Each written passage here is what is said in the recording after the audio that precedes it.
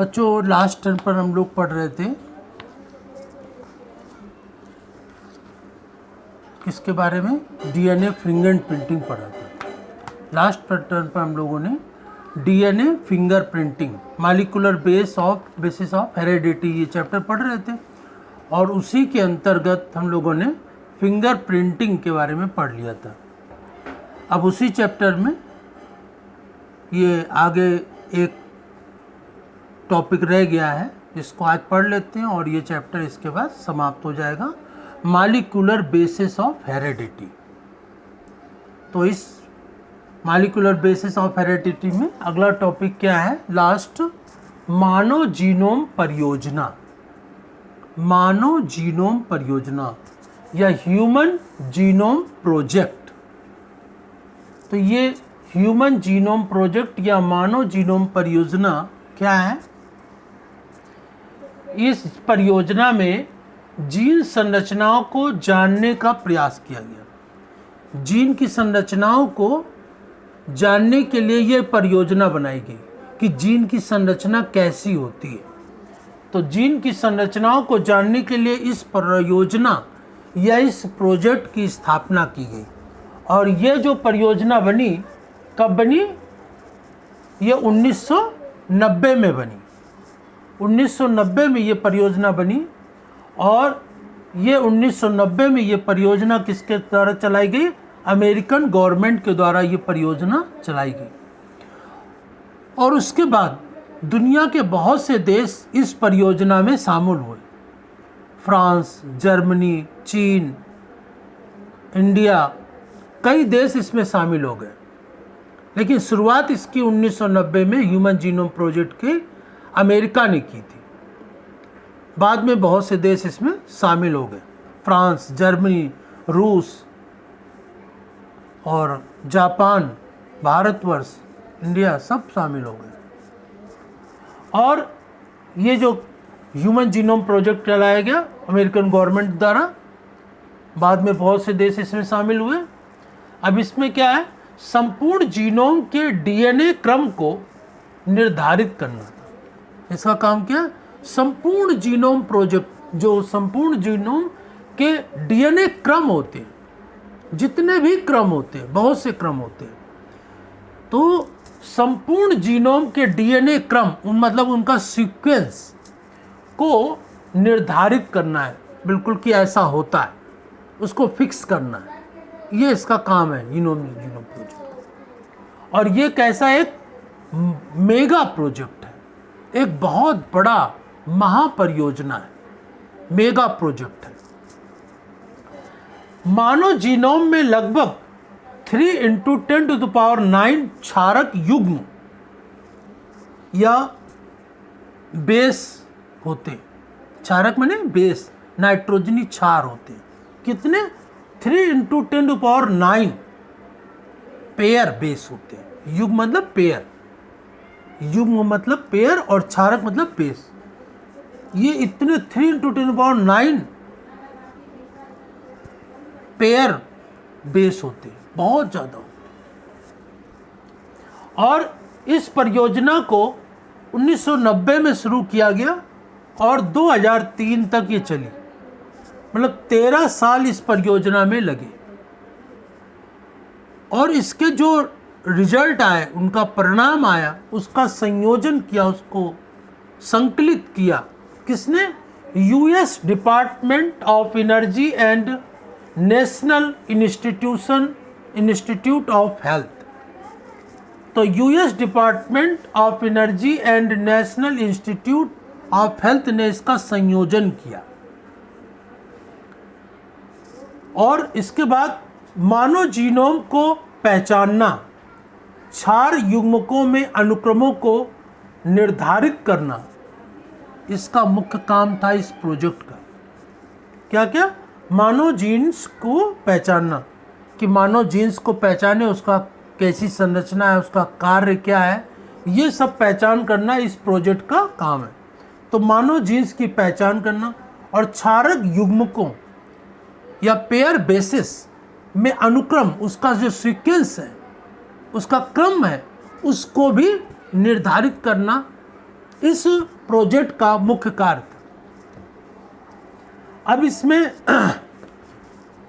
Method employed, कौन कौन सी method, कौन कौन से तरीके इसमें अपनाए गए इस प्रोजेक्ट में। तो कौन कौन से तरीके अपनाए गए? एक्सप्रेस्ड सीक्वेंस टैग, ये एक मेथड है, तरीका है जो अपनाया गया। दूसरा है सीक्वेंस एनोटेशन, सीक्वेंस उसका क्रम निर्धारित किया गया, क्रम बताया गया। तो ये इसमें मेथड अप्लाई किया गया। अब इस मेथड में होता क्या है कि ये प्रोजेक्ट का क्रम क्या है, व्यवस्था क्रम क्या है, वो देखते हैं क्या होता है। तो उसमें सबसे पहले क्या करते हैं? Separation of DNA from cell, कोशिका से डीएनए को सेपरेट करते हैं। Separation of DNA from cell, कोशिका से डीएनए का सेपरेशन करते हैं, उसको अलग करते हैं। फिर इसके बाद क्या करते हैं? Cutting DNA into small pieces, फिर डीएनए को छोटे छोटे खंडों में, छोटे छोटे टुकड़ों में विभाजित करते हैं। Cutting DNA into small pieces. और इसके बाद क्या करते हैं? जो छोटे पीसेस में डिवाइड कर लिए, फिर joining these pieces to bacterial artificial chromosome. BSC का मतलब है बैक्टीरियल आर्टिफिशियल क्रोमोसोम या ईस्ट आर्टिफिशियल क्रोमोसोम के साथ इनको जोड़ देते हैं, छोटे छोटे पीसेस जो अलग किए। फिर इसके बाद क्या करते हैं? Insertion of this into bacterial और ईस्ट सेल, और फिर जो ये जोड़ा है क्रोमोसोम को, उसको बैक्टीरिया या ईस्ट की सेल में प्रवेश करा देते हैं, उसका इंसर्शन करा देते हैं। और इसके बाद क्लोनिंग या मैग्निफिकेशन होता है, क्लोनिंग या मैग्निफिकेशन। और इसके बाद ऑटोमेटिक डीएनए सीक्वेंस, अपने आप डीएनए सीक्वेंस बन जाता है, ऑटोमेटिक डीएनए सीक्वेंस बनता है। और इसके बाद identification of correct sequence with the help of the overlapping sequence, मतलब कि आइडेंटिफिकेशन, इसकी पहचान की जाती है ऑफ करेक्ट सीक्वेंस, कि सही सीक्वेंस क्या है। और इसको पहचानते हैं किसकी सहायता से? ओवरलैपिंग सीक्वेंस, जो अनुक्रम होता है, जो क्रम होता है, उसकी ओवरलैपिंग होती है, उससे उसकी पहचान होती है। और लास्ट में एनोटेशन हो जाता है और उसके सही क्रम का निर्धारण हो जाता है। तो ये ह्यूमन प्रोजेक्ट क्या होता है? ह्यूमन प्रोजेक्ट किसने चलाया? अमेरिकन गवर्नमेंट ने। कब चलाया? 1990 में चलाया। इसका मुख्य काम क्या है?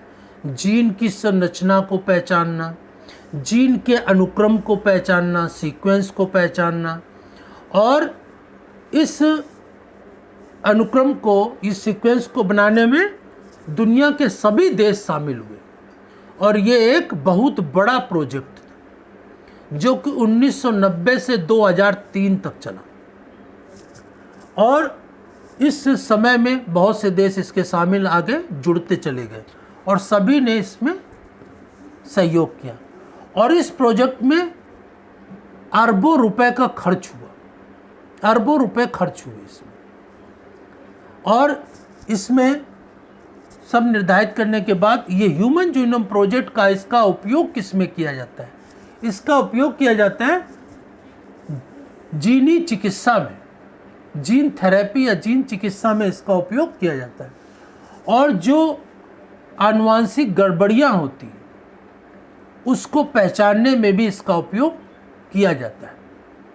तो ह्यूमन जीनोम प्रोजेक्ट जो जीन का क्रम है, जीन का जो संगठन है, उसको सही ढंग से पहचानना और उसका संरचना को पहचानना, उसकी अनुक्रम को पहचानना, उसकी, और इसको पहचानने के बाद इसका मेडिकल साइंस में इसका सही तरीके से इसका उपयोग करना, ये सब चीज़ों का अध्ययन इसमें किया गया ह्यूमन जीनोम प्रोजेक्ट।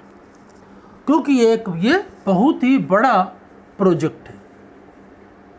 तो आज हम लोगों ने पढ़ा ये ह्यूमन जीनोम प्रोजेक्ट क्या होता है और इसके बारे में कि क्या क्या विशेषता होती है और ये इसकी टेक्निक क्या होती है, इसमें क्या क्या किया जाता है, वो मैंने आपको बता दिया। तो इस टेक्निक में ह्यूमन जीनोम प्रोजेक्ट में जो ये सब इसकी संरचना को पहचाना गया, इसके अनुक्रम को निर्धारित किया गया, उसमें क्या होता है इसको एक बार और देख लेते हैं। Separation of DNA from cell, कोशिका से डीएनए का सेपरेशन करते हैं, अलग करते हैं। Cutting DNA into small pieces, और फिर डीएनए को छोटे छोटे पीसेस में, टुकड़ों में काट देते हैं और फिर टुकड़ों को बैक्टीरियल आर्टिफिशियल सेल या ईस्ट की artificial chromosome, bacterial artificial chromosome या ईस्ट का आर्टिफिशियल क्रोमोसोम से इसको जोड़ देते हैं और फिर इसके पश्चात insertion of these into bacterial और ईस्ट सेल, और फिर इसको बैक्टीरिया या ईस्ट की कोशिका में प्रवेश करा देते हैं और इसके पश्चात इसकी क्लोनिंग या मैग्निफिकेशन होता है और इसमें ऑटोमेटिक डीएनए सीक्वेंस का क्रम हो जाता है। अब इसकी जो सीक्वेंस है वो करेक्ट है, उसको पहचानने के लिए इसकी ओवरलैपिंग सीक्वेंस से पहचाना जाता है और फिर इनोटेशन हो जाता है, इसकी सीक्वेंस, इसकी संरचना के बारे में सही जानकारी प्राप्त हो जाती है। तो इस प्रकार से ये ह्यूमन जीनोम प्रोजेक्ट के बारे में हम लोगों ने पढ़ा। तो इसको आप लोग सही ढंग से समझेंगे और अपनी फेयर कॉपी में नोट करेंगे और इसके पश्चात हम लोग नेक्स्ट टर्न पर कुछ इस चैप्टर के क्वेश्चन आंसर डिस्कस करेंगे और उसके बाद नया चैप्टर शुरू करेंगे।